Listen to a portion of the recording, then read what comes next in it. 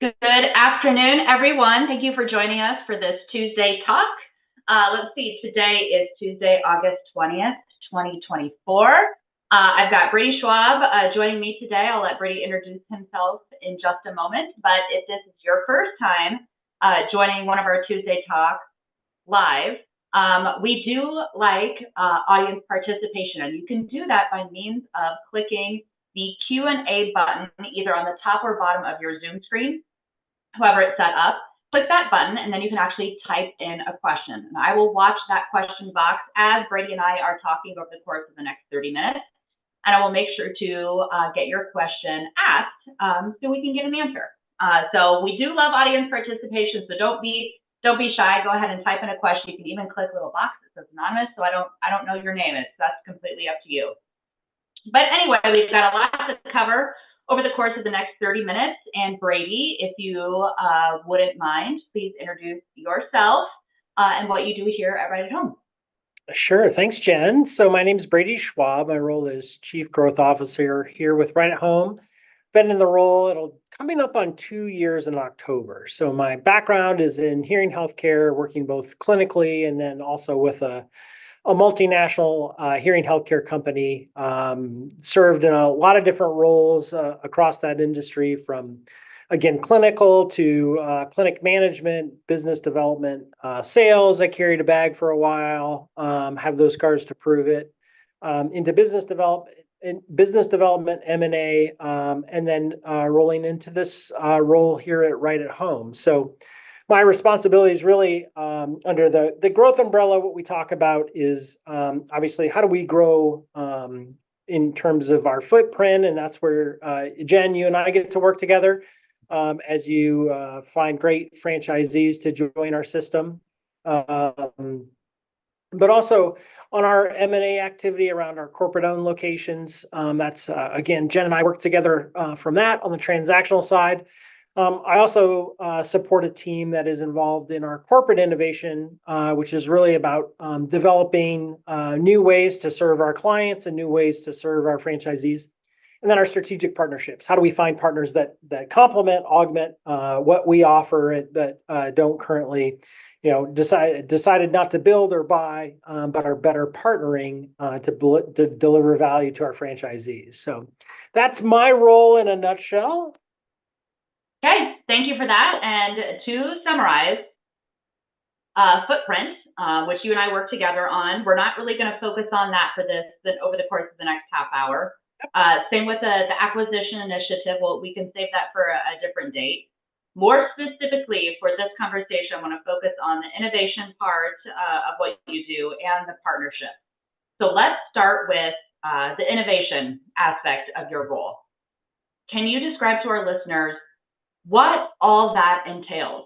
Let's talk about the innovation team, the department, what you guys do on a day-to-day basis, and really what the goal is for the innovation team and how we help and support our franchise owners. Sure. Great question. So, getting away from kind of that horizontal growth, thinking more vertical growth, and how do we accelerate the growth of our franchisees? That really started, if we go back a couple years, right before I started, and I give great kudos and laudits to the leadership that was here at Right at Home, starting with Margaret, our CEO, but also our CMO and CFO that were here before I joined. Really kind of put the chips in the center of the table, as it were, around innovation, and that meant really putting capital, people, time, corporate initiatives around innovation. And as Margaret talks about it's really about taking chances, taking swings, and failing and learning along the way. So as I came in, we built this team out. So it's comprised of 3 individuals that are really dedicated to identifying opportunities, taking a structured approach at evaluating those opportunities and creating solutions. So the team is separate in that they don't have day-to-day responsibilities to operations or support of our franchise like the rest of the organization. They're really, their time is carved off to attack these problems. And we talk about falling in love with our franchisees' problems. So, where are the things that we can streamline, improve, really spend time thinking about innovative and maybe out of the box ways to approach some of these solutions. We look at it from the lens of franchisees running their business. We look at it through the lens of our caregivers and the role and job that they have, and through the clients and families. What are the things that they value? What are the things that they really desire out of in-home care? So depending upon the challenge, we really apply a similar process to all the problems. And one is, really making sure that we define the problem, understand the root cause, and then it's really called customer empathy. You get inside the life, the minds, and the shoes of the people that are in those situations to understand what happens, what are the implications, what are the workarounds that they're using now. And a lot of that is consumer or customer interviews. So that customer may be a franchisee. So we talk about a new franchisee, what are the, if the problem is around, let's say, scheduling efficiency, what's that like for a new franchisee that's just getting started? What's it like for a well-seasoned franchisee that may have lots and lots of caregivers and multiple schedulers? Really understanding the challenge from as many different vantage points as we can. And then we take that away and do what we call a design sprint. And that's really identify the jobs, pains, gains, what can we do to answer these questions? How could we approach this differently? And the goal ultimately is to move really quickly, develop a prototype solution that's as cost effective, kind of as cheap and dirty as possible, and then test it. Does this make it better? Does it make it better? And the difference between kind of traditional, business model approach and this more innovation design sprint is we want to move really quickly to the minimally viable product, test, learn, and then move again. So we want to be placing a lot of small bets, not I think the allure to fall in love with a solution, build this big, robust, expensive answer to that problem, and then we bring it out to the market, and then we find that there's something fundamental that we missed. And there's lots of products out there that have been launched that are really splashy, that have kind of landed flat on their face. With more of this kind of startup mentality, you want to be really efficient, really fast, and get it out in front of people to get feedback and learn about what did we miss, what was our hypothesis, did we get that wrong, and then iterate. So we keep doing the process over and over and keep developing a solution with more and more answers.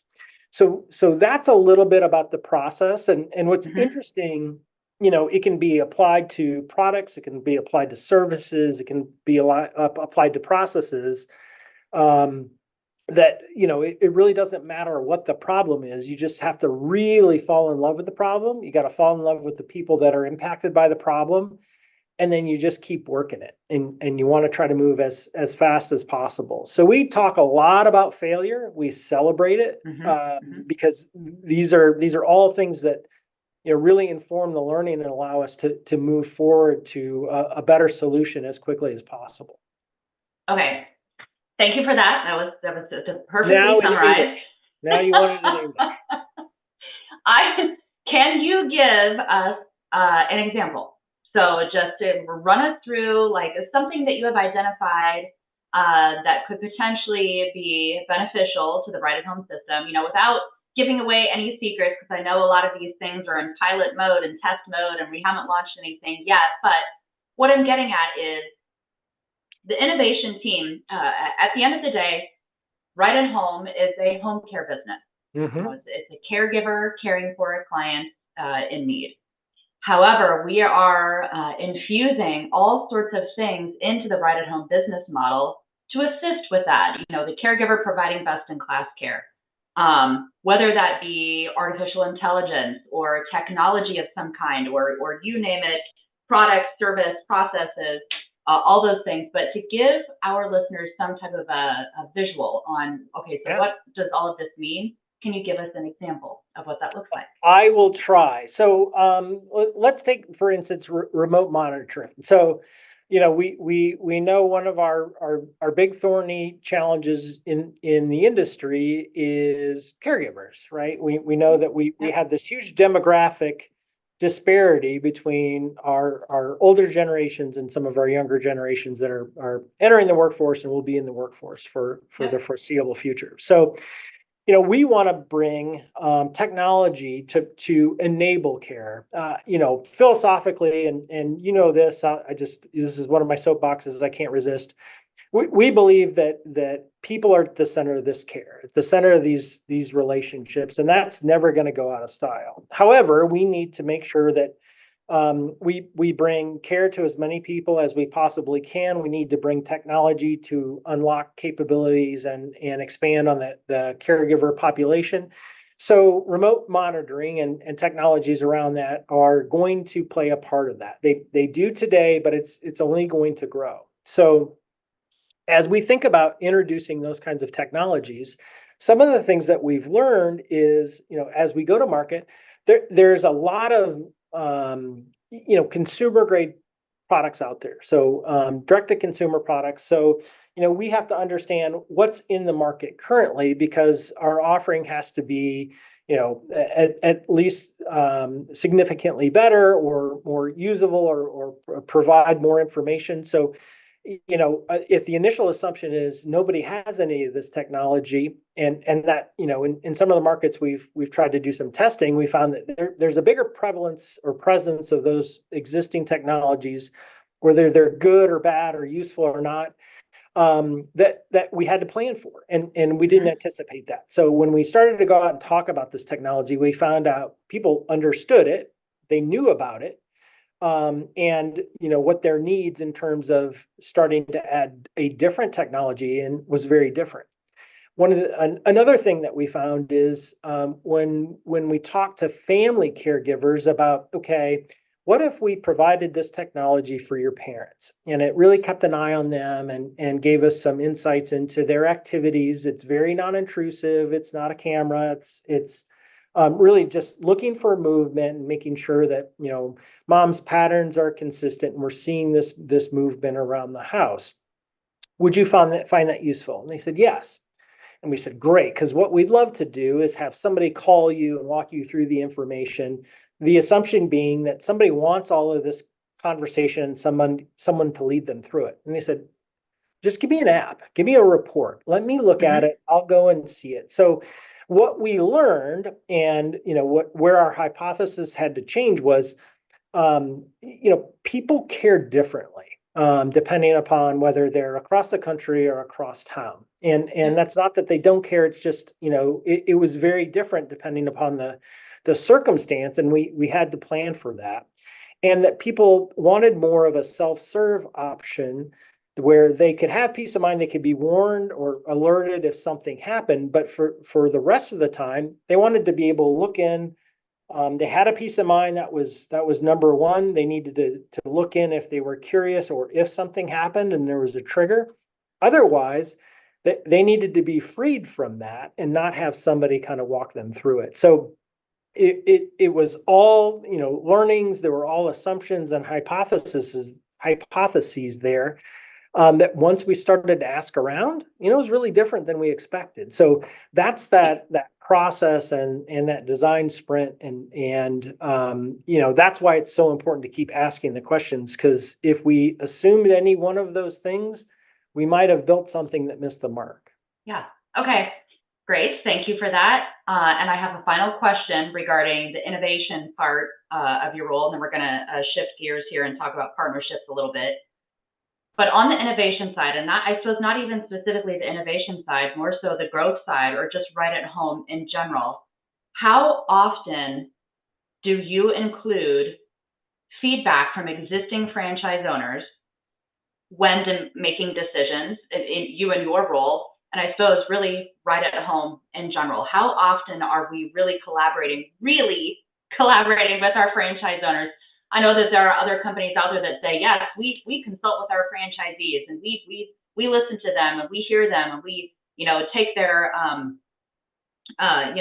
recommendations into consideration. But what does that look like here at Right at Home, and how big of a role does that play in your decision? Yeah, great question. And again, when we talk about there's multiple lenses that we look through at in all of these, whether it's process, service, product, again, regardless of which one it is, the franchisee lens always is utilized, because again, we would completely miss the mark if we didn't ask the people that are ultimately the ones closest to caregivers and clients and executing on this. They're the ones that understand the problem from another orientation. In terms of making sure that we understand the problem, they're critical. And the way that we do that is really by leveraging our strategic leadership council. So that's a group of elected and appointed franchisees from across the system that sit on the council. And then within the council, there are task forces. So we'll have a portion of the council sits on our task force, as well as volunteers. And speaking specifically around the innovation task force, these are all folks that are testing these ideas and these products with us. So whether it's again, whatever the problem that we're trying to solve, we're engaged with that group to test the initial hypothesis. This is what we think. What's your experience? What have you done? And thankfully, we have a really engaged and seasoned group. Though it's really diverse. We have folks that have been in the system for 20 years and folks that are more recent. We've got offices of varying size, and again, from across the country, gives us a lot of insight in terms of different demographics, different types of operations, different styles of care and expectations of their clientele. So we get a broad perspective and collection of input. And then these are the folks that we're working with, my team is working with, to test this stuff in market. So again, in the case of that remote monitoring, we've got 2 technologies that we're testing in the field. We have folks that are thinking about it from a business standpoint and profitability, from a risk mitigation standpoint, from how do I sell this, from how do I coordinate this with what I do every day with my blocking and tackling and great care team. So we are super involved, and that strategic leadership council participation is fantastic, but also we have really forward thinking, early adopting owners across the system that, while they may not be on the strategic leadership council, sit as volunteers because they want to test stuff, they want to try stuff, they want to be first to market. And that's just a terrific partnership, and we really value that. And we meet with them on bi-monthly basis, plus our quarterly meetings, plus all the testing that we're doing live. So there's a tremendous amount of engagement with that group. Awesome. Thank you. Okay. You're welcome. So we are going to shift gears and talk about strategic partnership. Can you define that for our listeners, please? Sure. So, as I said, we do home care, and we believe we do it at a very high level, but we don't do everything, and we need partnerships that can provide things that are really core competencies for other organizations that we want to bring into ours. So when I talk about strategic partnerships, it usually comes in kind of 3 buckets. Some are a little bit more vanilla. They're group buying, Amazon business. How can we take our big swath of business owners and get some group buying discounts, things like that. So just economies of scale we want to take advantage of. Next to that are partners that can bring value propositions to business owners. So they may be employee benefits. They may make it easier for caregivers to get paid. They may make it easier for caregivers to get benefits, but they're kind of bolt-on services to our franchisees as business owners.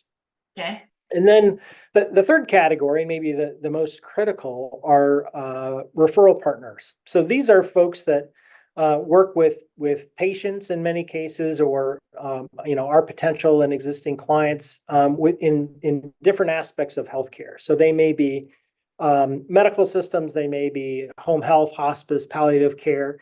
And we can really partner with them to make sure that clients are getting the most comprehensive and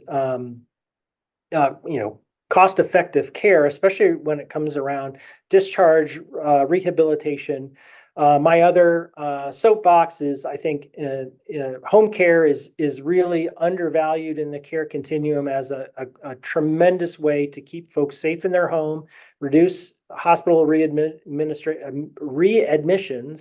and really bring down the overall cost of healthcare in the U.S. So we have strong relationships with a number of home health, hospice, rehab companies, and the goal is to really bring as much of that national or regional footprint and relationship to our offices across the country.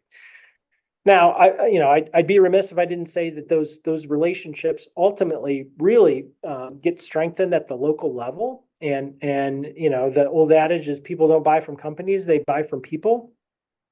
But we really want to set up our franchisees for success with these partner organizations. Of course, we have our sales team here that can really help our franchisees understand, how do you sell into these organizations? How do you talk about the value proposition to different referral partners? But our goal is to open those doors for our franchisees so that they can add that to their book of business and really diversify their payer sources, have a broad source of referrals, and really build relationships in the continuity of care for clients and patients in their communities. Okay, so I had a question teed up, but you already answered it. I actually had somebody ask me this question last week. She asked me, okay, so when I join the Right at Home system, are there strategic partnerships that are in place where you're just going to send me clients? And I said, yes, we've got lots of strategic partnerships in place, but that's not quite how it works. When you join a franchise system, we're going to help you with all the training and the education and, office selection and getting your business set up. But you said it, Brady, it's strengthened at the local level. So It's really on you as the franchise owner. We've got these relationships built in, already teed up for you, but it's on you as the franchise owner to get those clients and to strengthen that relationship with that local provider. So I just did want to call that out. Okay, so let's play pretend for a second, Brady. Okay. So someone is just opening up their office tomorrow. So can you describe, how does one start in their territory with all of these strategic partnerships that we have in place? And let's pretend I'm right here in Omaha, Nebraska. I'm opening a territory here. Where do I even begin with so many options? Who's going to help me, and where do I even start? Great question. So I have a small but mighty partnerships team, but we have a really great process, and it starts with the business profile. So that is where we'll collect all the information about your business. And all the things that our referral partners, any of the things our referral partners would need to credential or enroll you, we will collect that on your behalf. And our only ask is that you keep that information updated. But with that, we can plug you into the partnerships that work best for you. And again, you're not obligated to partner with any of our strategic partners. We want to make them available to everybody. Not every partner matches every office or agency. It really, again, depends on the type of care that you provide, the payer mix that you desire, some of those, those factors around the type of business that you're building. But it's called delegated credentialing, and we can essentially enroll you on your behalf to make sure that we can get you started with these partners and that you're engaged with them. They know who you are, they know how to refer to you. And in our what we call the hub, our central repository of information, you can always see the updated information on who these partners are, how quickly they pay, who the contact information is, what the expectations are in terms of the types of clients that they'll refer to you. So we want to make it really easy for you to engage, and again, and you have the choice which partners you want to engage in. But if there's somebody there, we want to make sure that it's easy for you to build that relationship and get started off on the right foot. Awesome. Okay, question came in while you were talking, Brady. I'm going to read it. It says, are a lot of the current franchisees in the system taking advantage of these strategic partnerships? Yes, we have a lot of engagement. We always, our goal is 100% engagement. So are we at 100%? No, but very high. But it really varies by partner as well. Some of our some of the best partnerships are around long-term care insurance, because those are essentially clients where their insurance will pay for the care.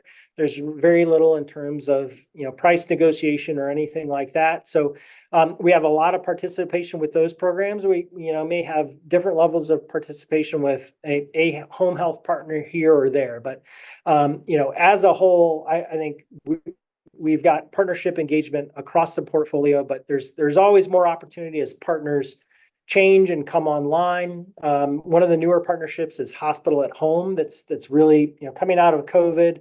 Medical systems looking to reduce their cost of care by doing care in the home. So there's new partnerships developing regionally and nationally all the time, and our goal is to make sure to plug in with coaches and franchisees directly to make sure that they're taking advantage of those opportunities locally. Okay, I'm going to state an obvious here. Just how truly awesome this is. I'm partial to franchising, obviously, because I work for Right at Home. But if you were starting up a home care business on your own from scratch without a franchisor backing, without joining a franchise system, what you've just described is through strategic partnerships. When a franchise owner joins the Right at Home system, we assist with group buying, economies of scale, bigger partnerships like that, partnerships with more of a value proposition, referral partners, helping get clients. But strengthen at the local level via the work of the franchise owner. Simply filling out a business profile, you fill out this one form, and this is something that we build this kind of relationship for you initially, so you don't have to do it as the franchise owner. Delegated credentialing, which you called it, which, by the way, you learn something new every day. I don't know if I've ever heard that term before, so thank you, Brady, for educating me. Welcome. But how awesome is that? Without that, without joining a franchise system, I would feel a little bit lost, starting on all of those things. When you join Right at Home, all of those things are really built in already for you. Again, it's on you as the franchise owner to build those relationships, but man, what an awesome place to start. So I worked with a lot of small businesses and frankly medium and large size businesses on the hearing healthcare side, and most of those folks were doing it alone, and the numbers of decisions and things that you have to chase on a day-to-day basis, especially starting out, are just they're infinite. And so much of this is in the program, work the program.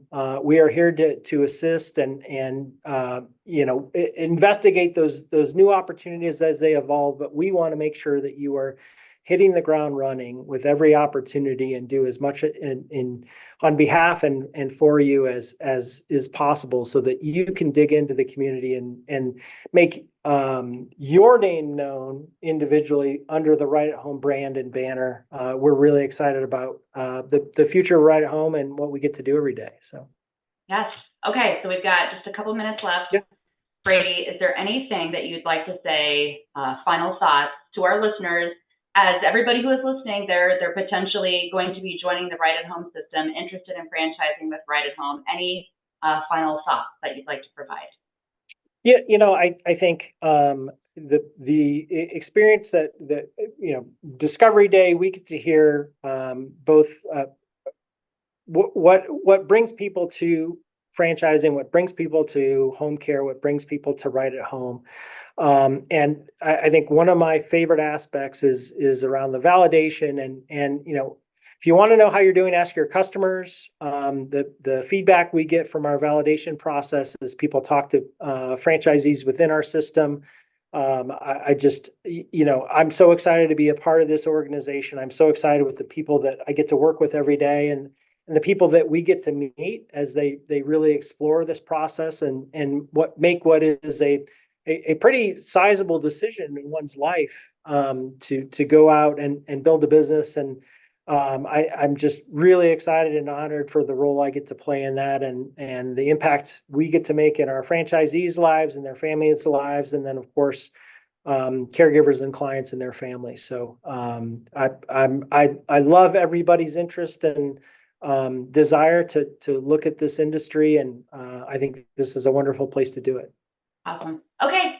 Thank you, Brady. Thank you for taking the time to do this. Thank you, Chaney. I appreciate you, and I know our listeners do as well. And I hope you have a great rest of your day. All right. Thank you.